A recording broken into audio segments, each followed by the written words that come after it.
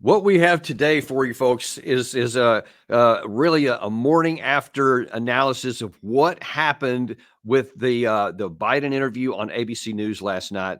And man, there are a lot of ramifications. A lot of you may have seen our immediate response that we had a show last night where we talked about some of the issues, but now overnight we have had a chance to digest some of that, and some of the more really important ramifications are starting to come out here. And we have really nobody better to discuss some of this with than Kelley Vlahos, who is, man, she's got so many qualifications here. She's the senior advisor at Quincy Institute, editorial director of Responsible Statecraft, and the host of the Trip the Beltway Fantastic podcast. Kelley, we're really grateful for you to come on the show today. Thanks for being here. Thanks, Danny. Always good to see you. Man, let's just get right into it because there's a lot of stuff to divulge or dive into here. First of all, I want to play one of what I thought was one of the more memorable points of that discussion last night. Check this out. If you are told reliably from your allies, from your friends and supporters in the Democratic Party, in the House and the Senate, that they're concerned you're going to lose the House and the Senate if you stay in, what will you do? I'm not going to answer that question. It's not going to happen. So just let me ask you, first of all, what was your impression of that comment? Because that was kind of central to everybody was wondering when we went in there, is he going to announce he's stepping aside? Is it going to be a thing for he's going to, show he's back on track, et cetera? So we didn't know. So that was a key question of, are you going to stay in? And he said, absolutely, I'm not going to get out. What did you think of that? Wasn't really too surprised. I mean, the reports throughout the week had his inner circle being very adamant that he was staying in. There were several reports of meetings that he had with top donors and other influencers in the Democratic Party in which he said, absolutely, I'm not getting out of the race. This amid a ton of noise that said the opposite, that not so much that there were reports that he said he was getting out, but that there had been increasing pressure from the Democratic Party operatives, top aides, whatever, saying that he needs to step aside. So I wasn't too surprised. I was absolutely surprised at his using this idea that he was indispensable to the nation, that we are in an indispensable nation, trotting out the Madeleine Albright trope, but that he was indispensable too. And I found that kind of, not so much arrogant, but it just seemed to be disregarding reality, particularly when he talked about NATO and he talked about putting down Putin. It just seemed altogether ignorant of current realities on the ground, and it made me a little bit more skeptical, if not nervous, about the next 4 years if he were to win again in November. Yeah. And for anybody who may have missed that, here it is. Not only am I campaigning, but I'm running the world. And that's not how it sounds like hyperbole. But we are the essential nation in the world. Madeleine Albright was right. We don't walk away from our allies. We stand with them. We don't let tyrants win. We oppose them. We don't merely watch global events unfold. We shape them. That's what it means to be the indispensable nation. That's what it means to be the world's superpower and the world's leading democracy. But this. Yeah, you see, this is not anything new for him, but I did too, because the language he specifically used there, I'm running the world. And I'm like, what the hell are you talking about? Who elected you the global president? I must have missed that part here. But if that's actually his mentality, and it's gone way beyond the Madeleine Albright thing of we're indispensable, we're more important because we help things. Now he's just saying, I outright run it. And I think that's either A, disconnected from reality, as you said, or B, a profound arrogance that can get us into major trouble if he acts on that belief. Well, one of the things has always bothered me about this argument, or at least this conversation throughout the week since the outrageous debate performance, has been, please, and this is, the arguments from his inner circle, from top Democrats, please do not look at the delivery, the performance of the debate, but look at his performance as president over the last 2.5 years? Well, I do look, and I'm looking at foreign policy specifically, and that's making me more wary and nervous about the future than even his debate performance, because we see the failures of the Ukraine war policy in real time today. He talks about bringing Putin down. Putin is winning in Ukraine today. Putin and Russia are in a better position, have more leverage when they do eventually get to the negotiating table than they did a year ago, 2 years ago. We see what's happening in Gaza. There is the biggest human rights crisis in modern history is happening and unfolding right now in Gaza. 2 million people are starving on the brink of famine, and cannot move. Everywhere they go, they're being bombed. And those were our bombs with our resources funding this war. He can't get that ceasefire plan that he was bragging about during the debate passed. So I don't know what he's talking about, or what his aides are talking about when they say look at his performance in the last 2.5 years, because I feel less secure. I feel like our interests are being ignored and denied every day. I wake up and look what's happening in Europe. I look what's happening in Israel, and the hostility and the tensions and with China have gotten no better over the last 2.5 years. So I don't know what he's talking about. And so he raises this issue of how he's running the world. And I feel like that should give people pause even more than his delivery and this question over his cognitive abilities look, right now.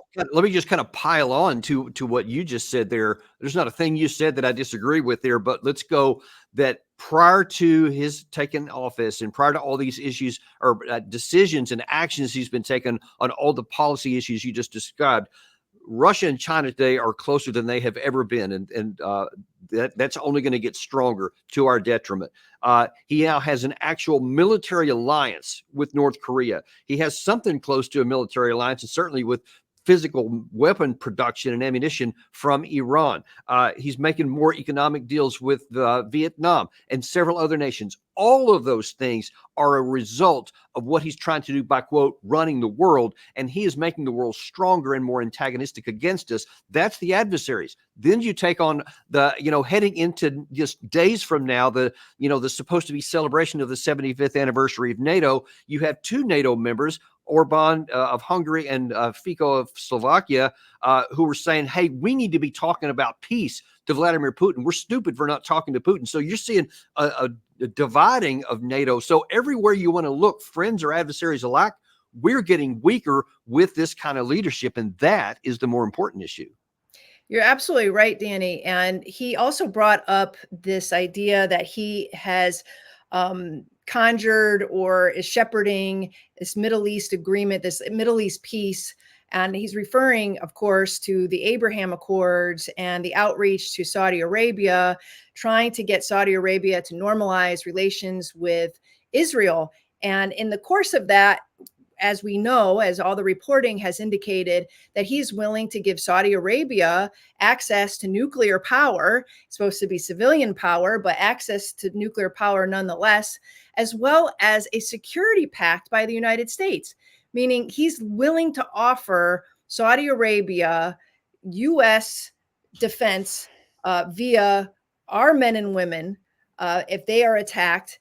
A security pact on par with what we're giving, Korea after the Korea War all the way up into today, just for normalization with Israel.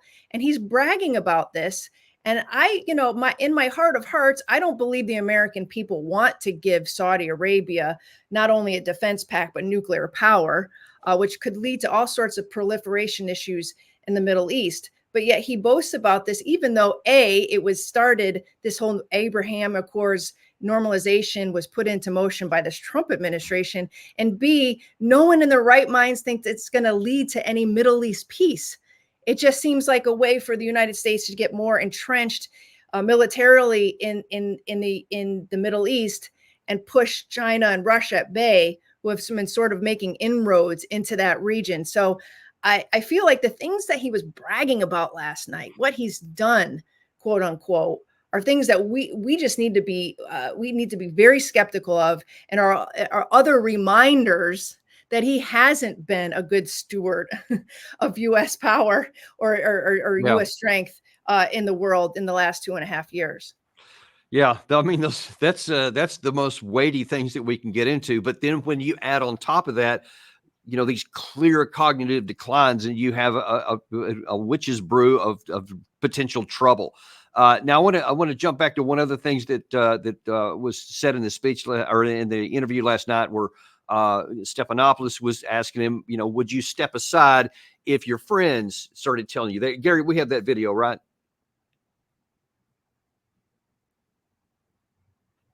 Or I may have gotten it out of order. Sorry.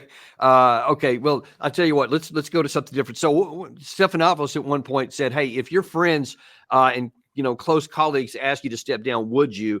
And he says that's not going to happen. But then, if you are told reliably from your allies, from your friends and supporters in the Democratic Party, in the House and the Senate, that they're concerned you're going to lose the House and the Senate if you stay in, what will you do? I'm not going to answer that question. It's not going to happen.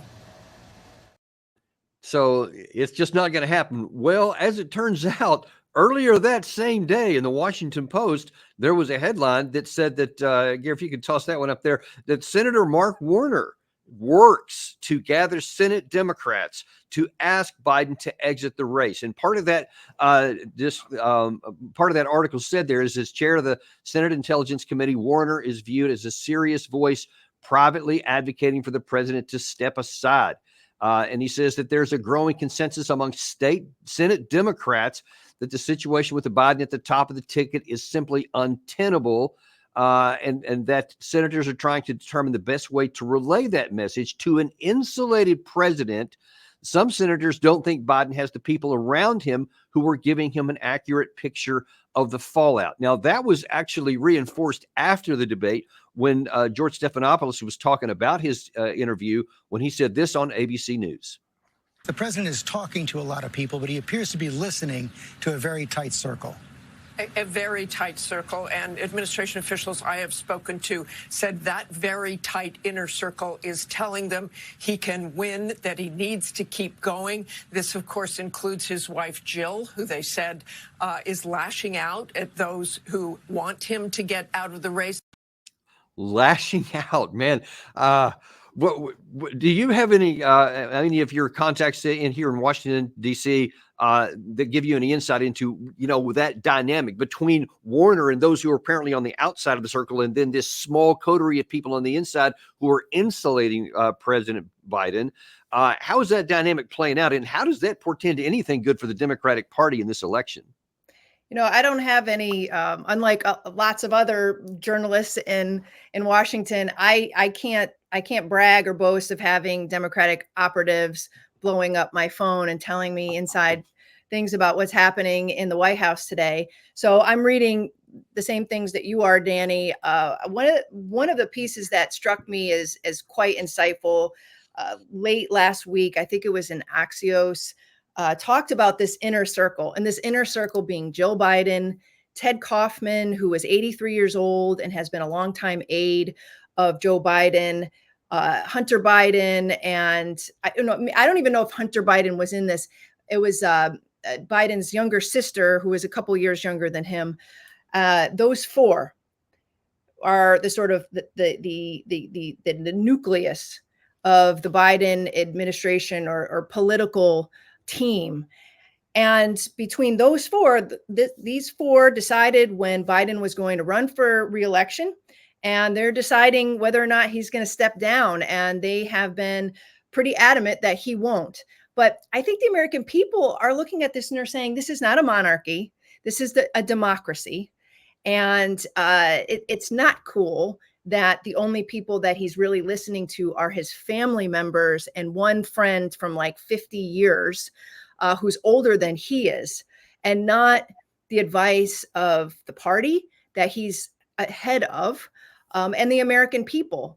And it does seem that this presidency has moved into this strange monarchical space where he gets to decide and not the American people or even the party for whom they nominated to run for president in 2020 and won, and who he ostensibly still leads.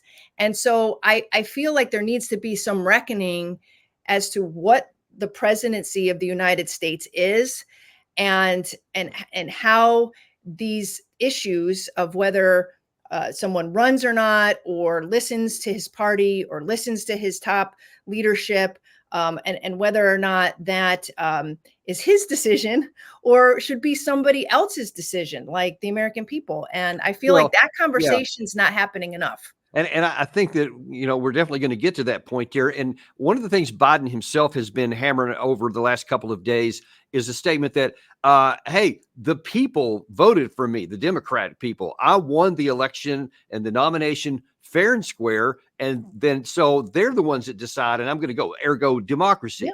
But I think it's a fair point to say that those people voted for you on the assumption that you could do the job. And if it's now starting to be evident that you can't, then that's a different story. Now, all of a sudden, you're not taking into consideration the people, but not paying attention to reality and the things that are evident on the ground is another hallmark of what Biden and this close coterie of people are doing. Because one of the other things he said was, when he was asked in the interview, do you believe, or according to the polls, you're way down in the poll, you're starting to go down in the polls? And he said, no, that's not true. And so, I've heard from dozens of your supporters over the last few days, and a variety of views. I grant you that. But the prevailing sentiment is this. They love you. And they will be forever grateful to you for defeating Donald Trump in 2020. They think you've done a great job as president, a lot of the successes you outlined. But they are worried about you and the country, and they don't think you can win. They want you to go with grace, and they will cheer you if you do. What do you say to them? I say the vast majority are not where those folks are. I don't doubt there's some folks there. Have you ever seen a group at time when elected officials running for office aren't a little worried? Have you ever seen that? I've not. Same thing happened in 2020. Oh, Biden, I don't know, man. What's he going to do? He may bring me down. He may. Mr. President, I've never seen a president at 36% approval get reelected. Well, I don't believe that's my approval rate. That's not what our polls show. So that I just don't believe that. But CNN, ordinarily a stalwart for supporting the President Biden in particular, said, yeah, about that. The president, this is something that was out actually earlier today. The president said that all of his pollsters characterized the race as a toss-up as he began to point to specific polls before trailing off, as you see on that bottom part of the screen there, which, by itself is like another problem that he can't even finish the sentence. But let's look at what the polls actually do say. Here's 538 poll, which carries a conglomerate of all the major polls here. And you see that since the 27th of June, on the day of the debate, look at what has happened. It is absolutely all the way through today. It is continuing on a growing chasm between Trump and Biden in the favor of Trump. And there's no reason to think, especially after that debate, that he did anything to quell that. So the people, many of whom voted for him, are already starting to waver on that, and he's going down the polls. So what is this? Do you have any concerns about him just not being willing to look at what's self-evidently on the polling information? Yeah, I mean, just to get it back to foreign policy for a second, this seems to be his MO. I mean, he has been rigidly pro Israel, or at least he has been rigidly in support of everything that Israel has done since October 7th, in the face of growing disenchantment in the United States.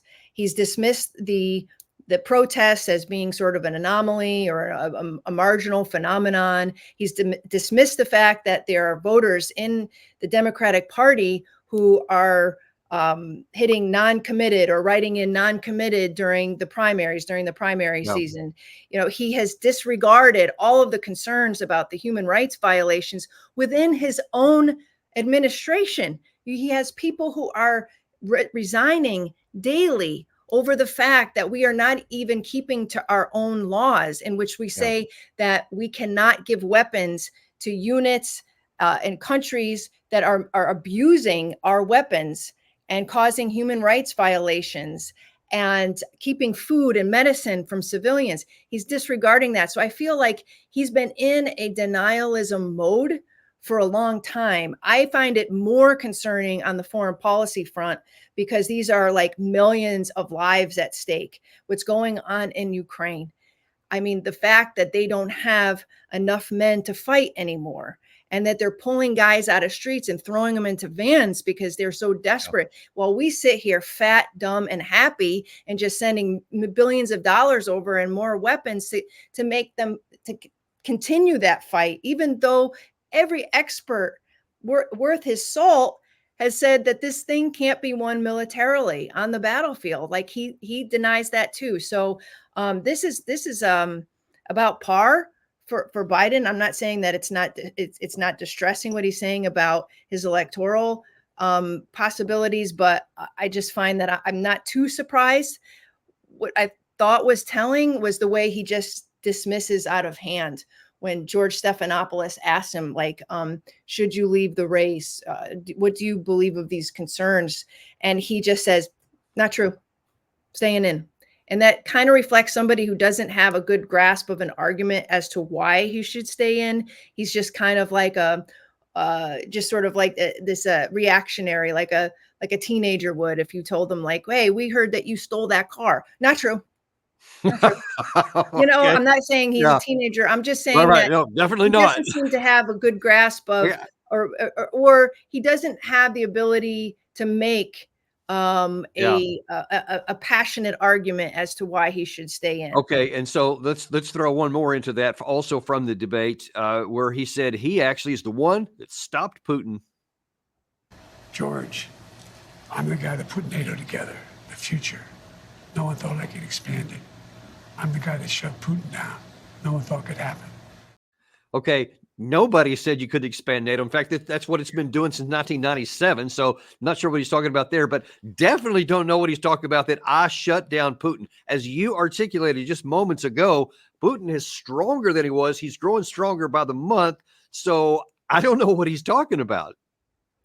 I don't know what he's talking about. I feel at this, and what bothers me about this is that put together with this news or this reportage that he has this very tight inner circle, it gives the impression that he doesn't know that Putin is winning in Ukraine. He doesn't know the daily advancements that the Russian military has made over the course of the last year. He doesn't know the desperation of the troops on the ground in Ukraine, or he does and he's ignoring them. So both possibilities are really unnerving. That he doesn't know, that his inner circle is not telling him, or he just chooses to believe the opposite.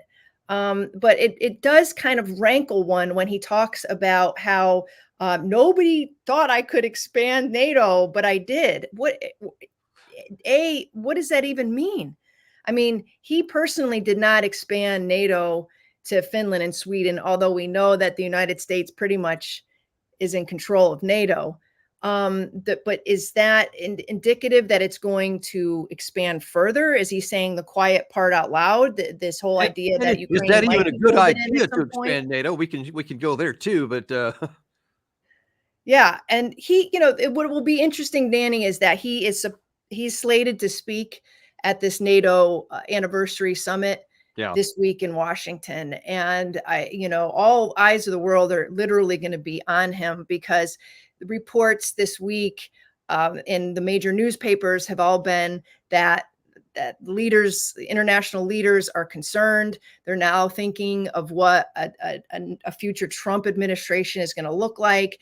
And so when he comes to Washington, or he makes his speech in Washington, there'll be all sorts of tea leaf reading, but also a bit of skepticism that what he's saying is really going to have any salience because he might not be here the same time next year. So, I mean, there's a lot at stake for when he does take the stage this week. And let me add on to that something, Kelley, because on the one hand, people are going to say, okay, well, he'll be reading from a teleprompter, so there's the chances of a gaffe, is not that great there. But let me show you something he read off a teleprompter on the 4th of July, and there are two issues that have in that very short little 4-minute speech. Watch this with a teleprompter. You know, I was in that World War I cemetery in France, and the one that one of our colleagues, the former president, didn't want to go and be up there. I probably shouldn't even say it. Anyway. And by the way, I've been all over the world with you. I've been in and out of battles. Anyway, you're incredible. I mean, that's almost exactly what he did during the debate. So you see, this is not getting better. It's not going. It's coming in and out. It's just going to continue to get worse. And so it's no guarantee that he'll be able to get through that, even on with the teleprompter in front of the world's eyes, as you point out. Yeah, and I the entire week since the debate, I wrote a piece about this for Responsible Statecraft. I was more, as I said earlier, more concerned about the implications of foreign policy. And both Trump and Biden were awful on foreign policy in this debate. What concerns me, besides the foreign policy, I have never made a joke. I have never indulged making fun of Biden.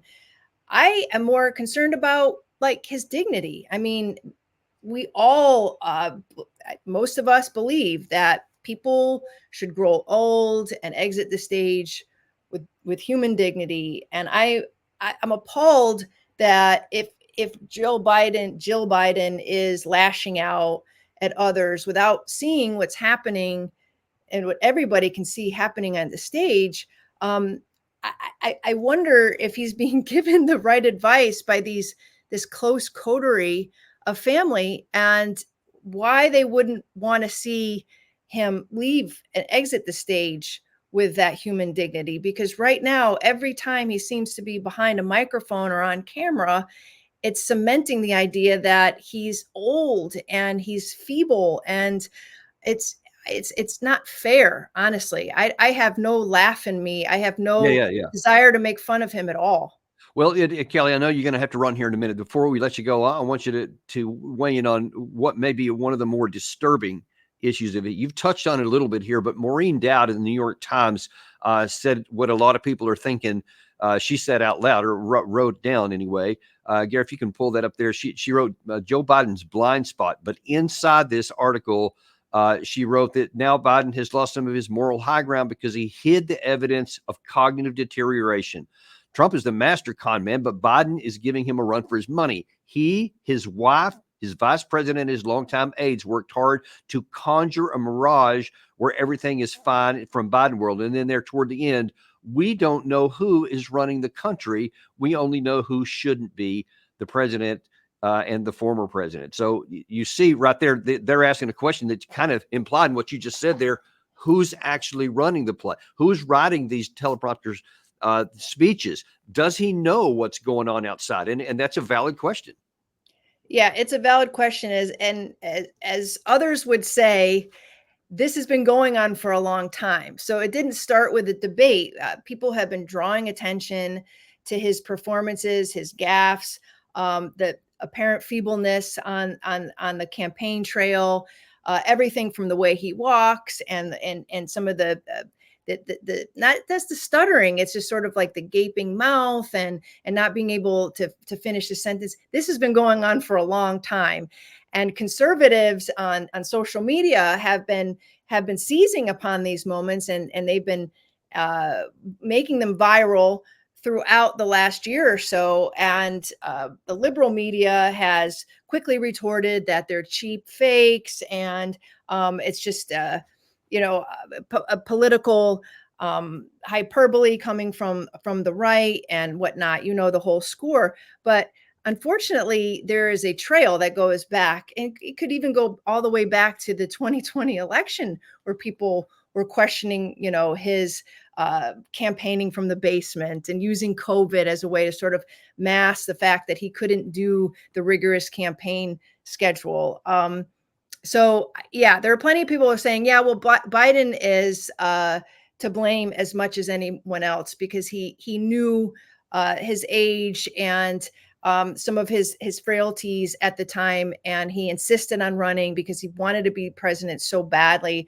and then the reelection and the bid to keep going. He was aware too, so he has agency. But I don't know. Somebody's got to tell him. I mean, what you just showed me, that clip. Were they at a World War I cemetery when those Trump comments were supposedly made in France? I don't know. Like, I don't know the backstory enough, but I wouldn't be surprised if he got the wars mixed up, because he's been doing a lot of that lately. Yeah. He said something about Mark Warner trying for the nomination at some point last night, Senator Warner, in the Stephanopoulos interview. And I didn't watch the interview. I've read the transcript, but people were seizing on that in Twitter, and they're like, Mark Warner never made a bid for presidency. What is he talking about? So it's they're little things, and people can say, oh, well, Trump says all sorts of crazy, nutty things. You know, he said that Nikki Haley was in control, or she was responsible for January 6th. And, like, okay, we know that, but this is the president and he's in charge. Right now, he is commander in chief, and they think he people are seizing on this for a reason. Yeah, and so I know you're going to have to run here in just a second, but I have heard a number of people of late, especially in the foreign policy, actually think Jake Sullivan may be calling more of the shots than President Biden. And I just wonder if you have any thoughts on that before you head out.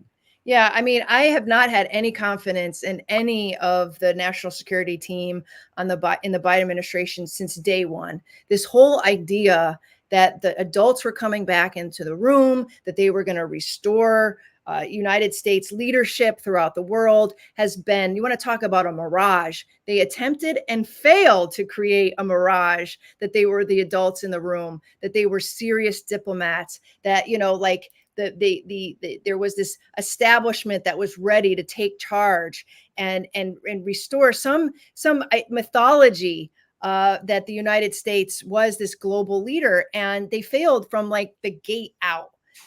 We saw that in Afghanistan and that pathetic withdrawal. We needed to get out of Afghanistan. Right. That wasn't the point. It's the way that it happened. And he's paying for that politically. But then you have that, and then Ukraine. I mean, we've talked about that endlessly on your show. And now Gaza. Gaza is the real heartbreaker. I don't care what you think about Hamas or Palestinians or what have you. This is not in the best interests of the United States, what's happening there. So if you want to take it the bare bones realist argument, what is happening there is going to blow back, and it's already blowing back against us. We have shown no leadership. We have used no leverage. So if Jake Sullivan and Antony Blinken are the adults in the room, wow, that's horrifying. Right. All right. Well, listen, we'll leave it right there for right now. I'm going to cover a couple of other things here but I know that you've got to run, and I want to remind everybody to watch your Trip the Beltway fantastic podcast, where you can get a lot more Kelley from what you saw here. So thanks ever so much for coming on today, Kelley. I appreciate it. Thanks, Danny. See you soon. See you soon.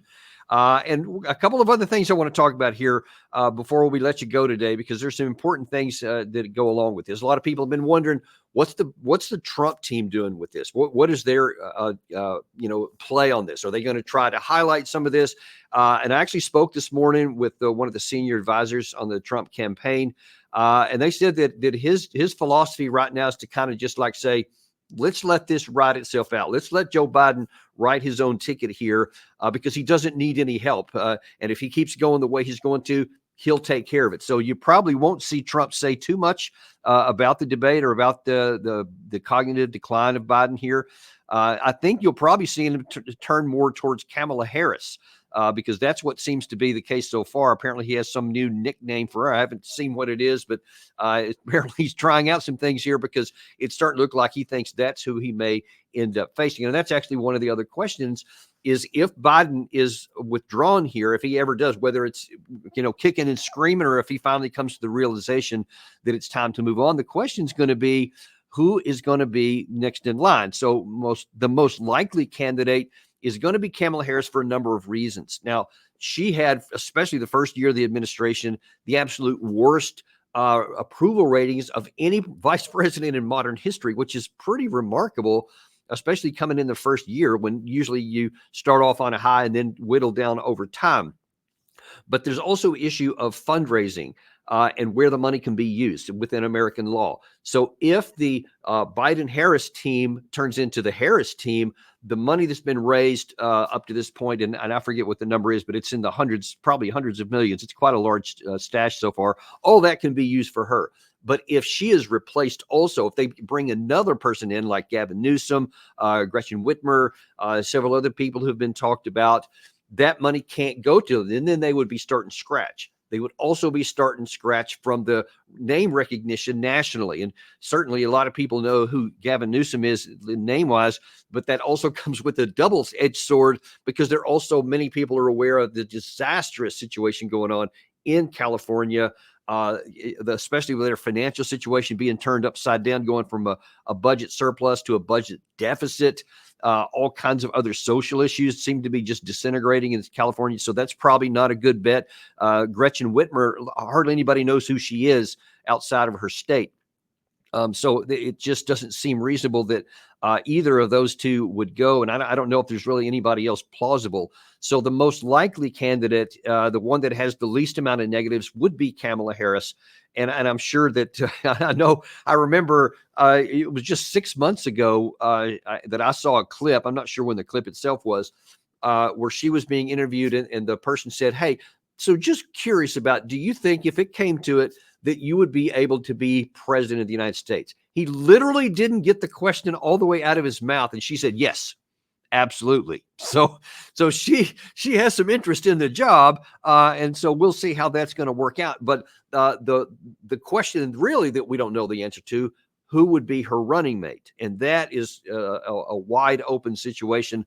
There's probably a number of senators in the Democratic Party that might be willing to do that. They would try to match her with somebody, who has a good reputation and somebody that would be kind of centrist, but could also pull additional votes. They may get somebody who's probably more on the talk of who would be something that could pull some votes away from some of the MAGA people. So it's unclear who that might be, and there's just wide open. Obviously, all these things are totally up in the air right now because the Democratic Party itself is hardly unified behind even Kamala Harris. This is actually a headline I saw from last year when Nancy Pelosi was actually asked something about Kamala Harris and whether she should remain on the ticket even. Now, this is a year ago.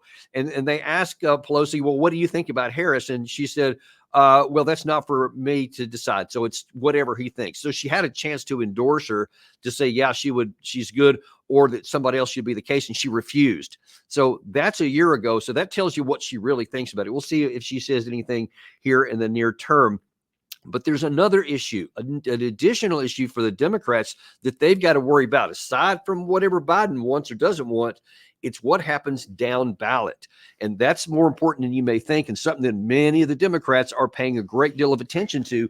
And that's actually part of what was animating Senator Warner in that article I showed you earlier from the Washington Post, where he was saying Biden should step aside. Part of his motivation was because of down ballot pressure. Because if people lose confidence in the president and in the party, and if they think that the party can't handle somebody who's in clear cognitive decline, then that may also cast questions about what their ability to lead anything. And so now that you have House and Senate races, and this could turn into a complete fiasco in a disaster, not just in the White House, but also in the House and Senate races, which are crucial for whoever wins about the legislative agenda going forward. So there is a lot at stake for the Democrats here, and something they're going to have to be paying a lot of attention to. Really, one of the last things I want to talk about here is Gary, if we could play that one again where Biden says, "I'm running the world." I want to make some comments on that, but let me refresh you what he said on that. George, I'm the guy that put NATO together, the future. No one thought I could expand it. I'm the guy that shut Putin down. No one thought could happen. Not only am I campaigning, but I'm running the world. And that's not how it sounds like hyperbole. But we are the essential nation in the world. Madeleine Albright was right. You know what? Madeleine Albright wasn't right. Joe Biden is not right. And this is no endorsement for President Trump or anybody else for that issue, because this is really, I think, something that extends beyond any individual campaign or candidate, because we kind of have bought into that, or at least many have. Not everybody. Thankfully, not everybody has. But the United States is not the global leader in terms of like with dictatorial powers. We're running the world. That's what he said. That's what he believes. We played that clip many times on here from October of last year, where Biden says we're the most powerful country in the world. In the history of the world, we're the most powerful. He believes this. And folks, if you believe this, then you may take actions that are something that can't be sustained and can't be accomplished. And if you attempt to accomplish things thinking that because you were elected president of the United States, that you have powers to do things beyond that and to tell other countries in every other part of the world what to do, then you are setting us all up for disaster. And listen, this extends to the Senate, to the House, to a lot of these so-called experts that come on TV that always want to talk about using American military power to force this country to do that, or compel this other country to take action that we want, or don't do something we don't want. And what's been the result of it, folks? Just look at it. I mentioned it earlier in this episode here, but let's focus on it for a minute. It's crucial. Since we've been employing this in the Biden administration, and this does extend way before that. I mean, you could literally go all the way back to the Clinton and maybe the Bush 2 administration. We want to lead with power. We want to lead with combat power to compel compliance with our preference on things. And at the end of the Cold War, in the 1990s, you could do that. Because whether it was right or not, you could, because nobody else was strong enough to stand up to us. Europe was compliant. They're going to do whatever we say anyway, even though we went against their wishes in many cases, like the 2003 Iraq War. But they're still going to be compliant and do whatever we want. China was too weak to do anything about it. They were still trying to get out of being a peasant army, and they couldn't hardly defend their borders, much less were a threat to anyone else. The Soviet Union had just collapsed. So literally we could and did do whatever we wanted. That was decades ago, and that is no longer the case. Now you have a much more powerful economically and militarily power in China in the Indo-Pacific, and you have now Russia, which had been diminished in the first year or year and a half of that war, are now on a path to get stronger. So they are already past where they started. They are now stronger and bigger militarily than when they started. Their economy has actually expanded and grown and gotten stronger, while Western Europe, or all of Europe, rather, for that matter, has gotten more tepid and has definitely not kept pace on their growth. So you see, everything that we've been trying to do has been backfiring. You see that the alliance between China and Russia is stronger, between Russia and North Korea. Now, literally a military alliance. You have the strength between Russia and Iran.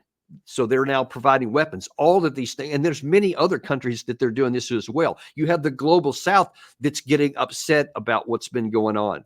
And they're taking the side because of what Kelley mentioned there, not just in the Russia-Ukraine war, but also in the Middle East with our actions with Israel.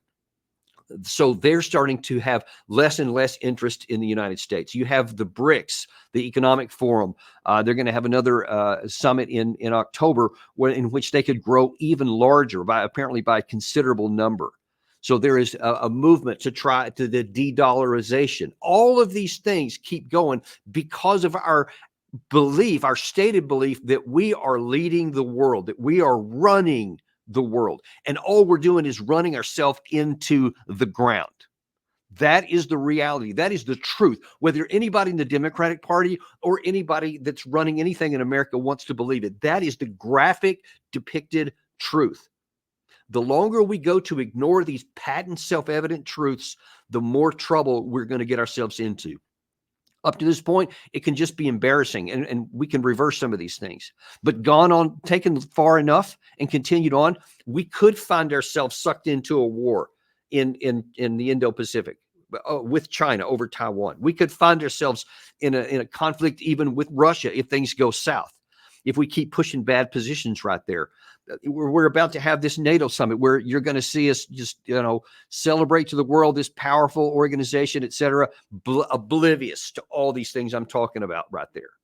And as I'm going to talk about it in a subsequent episode, I'm going to get into those details later. You have a split even within NATO, where you have Hungary and Slovakia are moving in a definite direction contrary to what we're doing, and other people are paying attention. Our adversaries are paying attention. We're fraying. We're getting weaker, not stronger. We're oblivious to reality, what we're trying to accomplish, what the ends and the means are to even accomplish what we say we want to. There's no path to it. And other people around the world, in Asia, in the global South, in the Middle East, they're watching all of these things, and they hear these absurd words that are self-evidently not true, and it's continuing to deteriorate our ability to lead anyone anywhere, or even to influence people on things that are of importance to the United States. Folks, this is a lot bigger, quite frankly, than whether Joe Biden should step down or whether he should let someone else run. It's bigger even than who's going to win this next election, because these mentalities have been perpetuating over decades, and we have to make a change. We need to start elevating leaders who want to have sober minds and who are willing to accomplish things that can be attained, who we have the resources to do, and that is accomplishable and that has a positive outcome. And if you don't start recognizing that our power is limited and that there are other people with other interests around the world, that the more that they quit listening to us, the worse our situation is going to get. We're going to find ourselves in real trouble one of these days. The signs are there. And it's time for us to start soberly paying attention to them, because check this out. Right now, as we're making this on the 6th of July, 2024, all the bad things, none of the bad things have happened so far. There's some bad trends, and there's some concerning and troubling things that could happen on the horizon, but they haven't yet.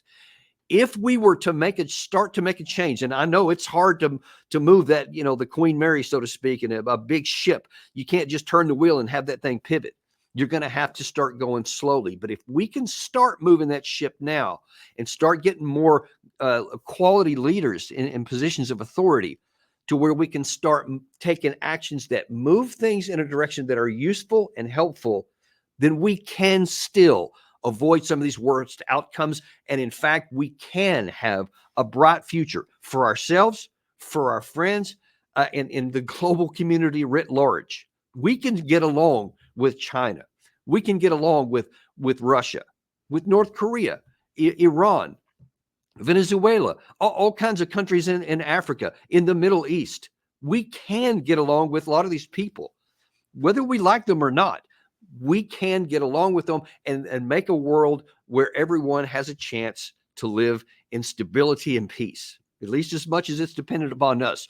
We can help a lot of those things, but we can also stop making things worse. And that's really where we're at right now in July of 2024. That's what we need to be paying attention to. The positive possibilities for the future. We haven't gone over the edge yet, and I pray to God that we don't. That's why we have this channel, folks. That's why we're having this episode here today. We're going to tell you that as bad as things are and the trends that are there, there's still time. And it's with people like you who are watching this, pass this on to other people. Show them there is another way. There is a different viewpoint. It's not just that U.S. thinks it's running the world and it's going to go off a cliff one of these days. It's not ordained, and there is still time to change. So be sure to like and subscribe to this channel, folks. And truly, it's a lot bigger issue than just giving us more likes and whatever, because we like to have a good video. We are all in this together. And I know a lot of you people, because I read some of these comments here, you have a lot of concerns, and so do I. That's why we put the channel together, and you can help us. You can help us expand this by liking this and then sharing it with all the people on your your channel, your social media contacts, all the different platforms you have. We ask you to share this broadly and widely so that we can maybe one of these days, have this Daniel Davis Deep Dive Army we've talked about. If you join in, you get some of the perks that we've talked about earlier. There's things that we can all do together. And the bigger our numbers get, the more influence that we can all have together. And I invite you to join with us, not just on the click, but in this movement we have, because we want to make a difference in the future. I thank you very much for listening today. God bless you all, and we will see you on the next episode of Daniel Davis Deep Dive.